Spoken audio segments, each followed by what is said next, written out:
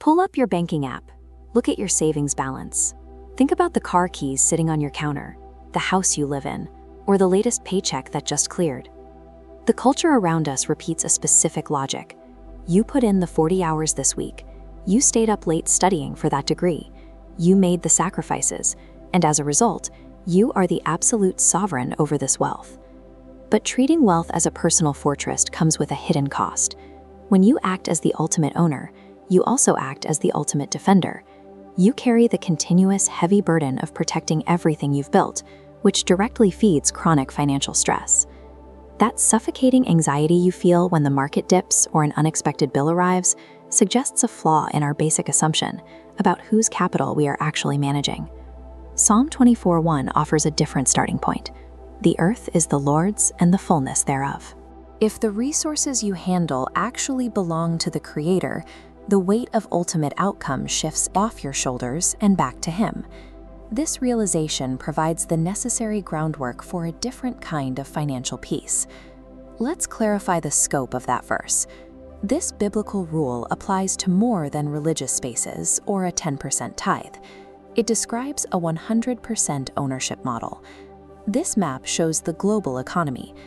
God claims the natural resources, trade routes, and corporate structures you work within.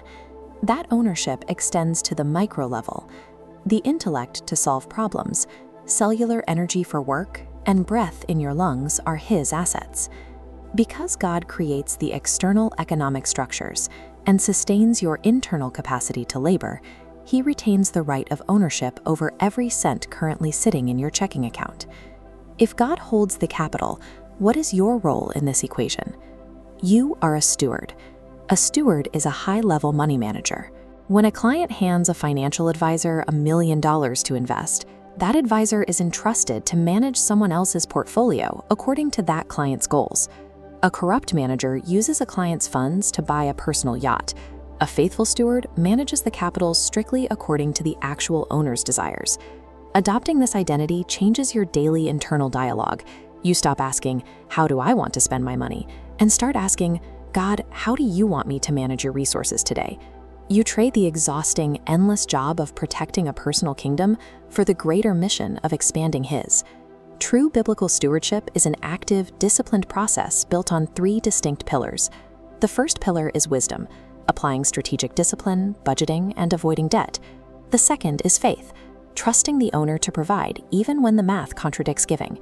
The third is purpose, using wealth as a tool to help others and make an eternal difference. Guided by these 3 pillars, money functions as a precise tool for global impact rather than a primary source of anxiety.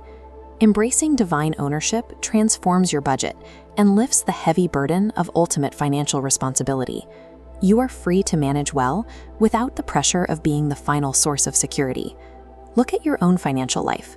What is one specific area where you need to abandon the owner mindset and adopt the steward mindset today?